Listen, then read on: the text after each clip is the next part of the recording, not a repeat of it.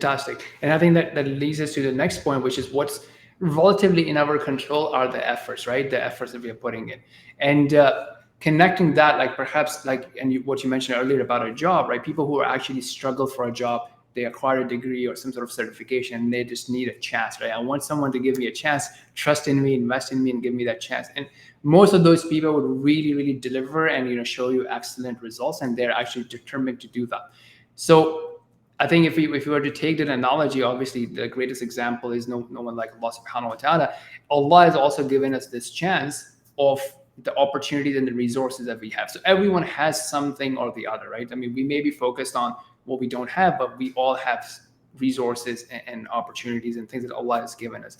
Then the question becomes that if we appreciate that, like we would appreciate their job, or for entrepreneurs, like how we would appreciate like a good seed investment, right? Someone trusted in you. Hey, you know what? Here's $1 million paid over whatever X amount of years.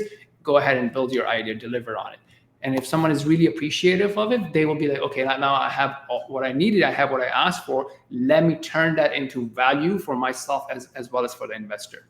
And that comes from efforts. And this is also what the Sheikh Ibn Qayyim mentioned in this book, that when you have this awakening of realizing the benefits, then you start thinking about like, what am I doing with those resources and that Allah has given me, and how either I'm not using it at all, or how I'm using it in areas of sin. So that's two options, right? One is you have it, you have time, you have energy, you have money, and then you're actually investing your time into sinful things.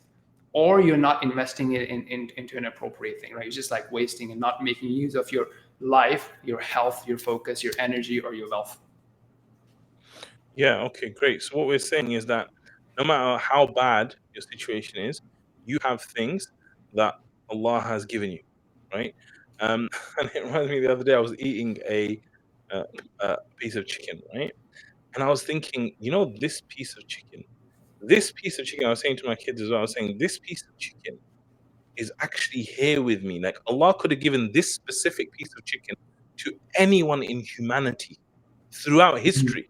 But of all the people, Allah decided that this piece of chicken was going to end up with me, this specific one, right? And I'm saying that all the blessings we have, they're like that. Like, Allah has chosen specifically for you to have each of these blessings, even if your life is difficult. And the truth is, bro, like, most people today are living a life which is, I would say almost everyone is living a life, I'm talking physically, better than what the Prophet ﷺ had. Like, if you think about our beds, if you think about, the fact that we can actually communicate with family through mobile phones, the fact that we have this and that and clean water and electricity, like the Prophet ﷺ had none of these things, right? None of these things. So for us, we still have a number of blessings which are above what the best people in history had, right? So even if we have a really bad situation, so I think one element is that, and then like you said, one part of it is actually thanking Allah in terms of your heart, right? In your heart, you thank Allah, and this is from Allah. A part of it is doing in speech, like you're saying, which is where you do the du'as and the adhkar, where it's always recognizing Allah. But then I think the really important point you mentioned is actually about action, right? Like, if Allah has given me all this knowledge, what am I going to do with it? How am I going to benefit myself and my family and people? If Allah give me these hands or these eyes, like, am I going to use it for haram? Am I going to use it for sin?